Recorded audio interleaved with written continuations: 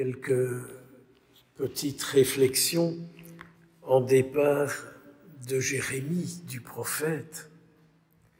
Jérémie est dans l'action de grâce et il dit « Seigneur, tu m'as fait savoir et maintenant je sais.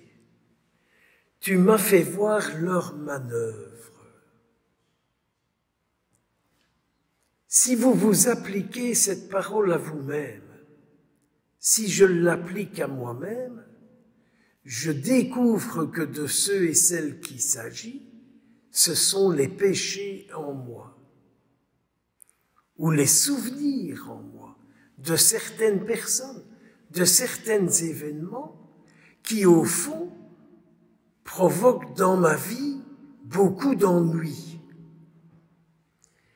Je m'attache tellement à tout ce qu'on m'a fait, à tout ce qu'on m'a dit, à tous mes travers, que je ne m'en sors pas et que je reste triste, malade, dépendant, tout ce que vous voudrez.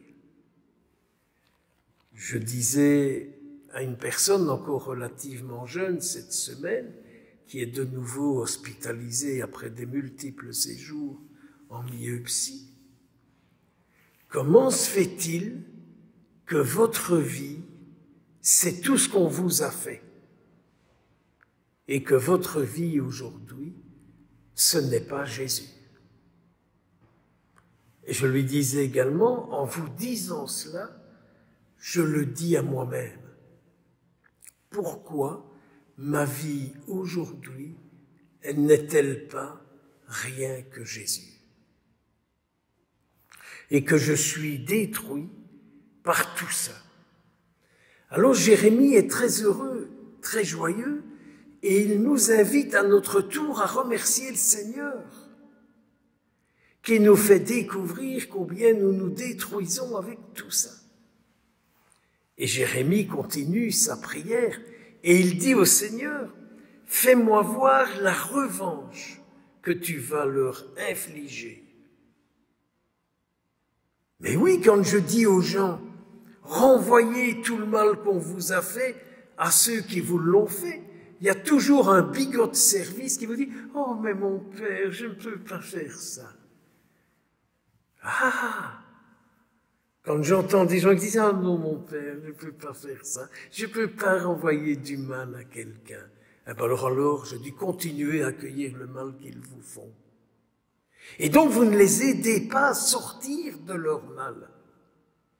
Il ne faut pas le faire vous-même, ça c'est le talion. Mais il faut dire au Seigneur, renvoie-leur leur mal qu'ils m'ont fait, afin qu'ils se corrigent. C'est tout à fait biblique. Fais-moi voir la revanche que tu leur infligeras, car c'est à toi que j'ai remis ma cause. C'est tout à fait différent que de dire au Seigneur, j'ai été voir 42 psys, j'ai fait 62 thérapies, j'ai fait du pendule, de la magie, du bidule et du machin, mais rien n'a marché, alors je viens chez toi. Ça, c'est l'irrespect vis-à-vis du Christ, qui est sauveur.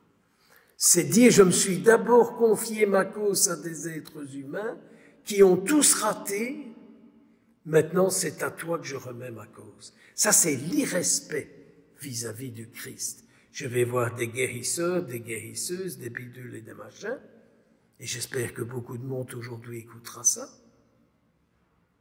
Et alors après on dit, allez demander au Père qu'il prie sur vous. Ça c'est grave.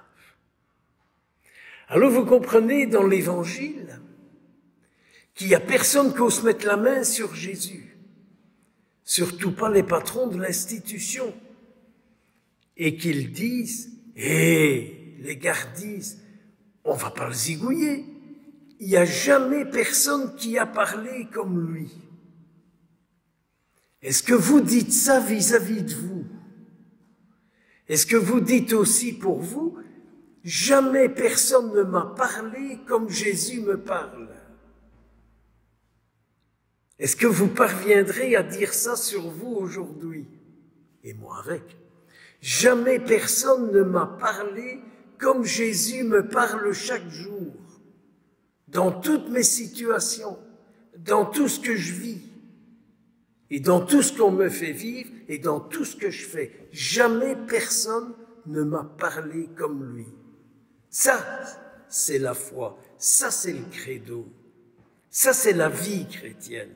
Sinon, bigoterie, bigoterie et encore bigoterie.